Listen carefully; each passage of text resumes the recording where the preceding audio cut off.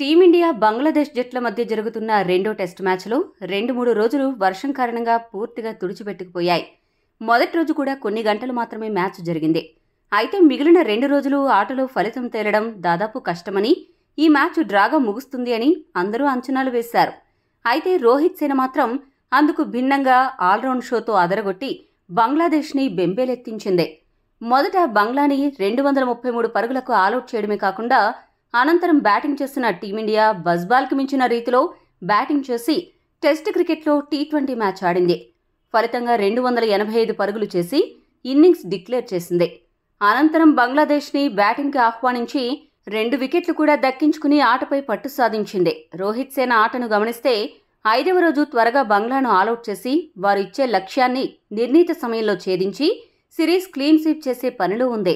ఇక ఈ మొత్తం ఆటను గమనించిన ఆసీస్ దిగ్గజ క్రికెటర్ రికీ పాంటింగ్ టీమిండియాని, అదే సమయంలో కెప్టెన్ రోహిత్ శర్మ ప్లానింగ్ ని మెచ్చుకుంటూ ఆస్ట్రేలియా జట్టుకి వార్నింగ్ సంకేతాలు పంపాడు. పాంటింగ్ మాట్లాడుతూ ఏమన్నాడంటే, అసలు డ్రా అవ్వాల్సిన మ్యాచ్లో టీమిండియా ఈ రోజు మ్యాచ్ ఆడిన విధానం నిజంగా చాలా మెచ్చుకోదగిన విషయం.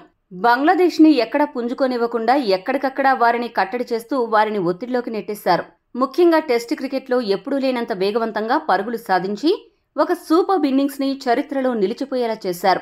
బజ్బాల్కి మించిన బ్యాటింగ్తో అదరగొట్టడమే కాదు, వారి దెబ్బకి fastest 50, fastest 100, fastest 150, fastest 200, fastest 250 పరుగులు సాధించిన జట్టుగా టీమిండియా సరికొత్త అధ్యాయాన్ని లిఖించింది.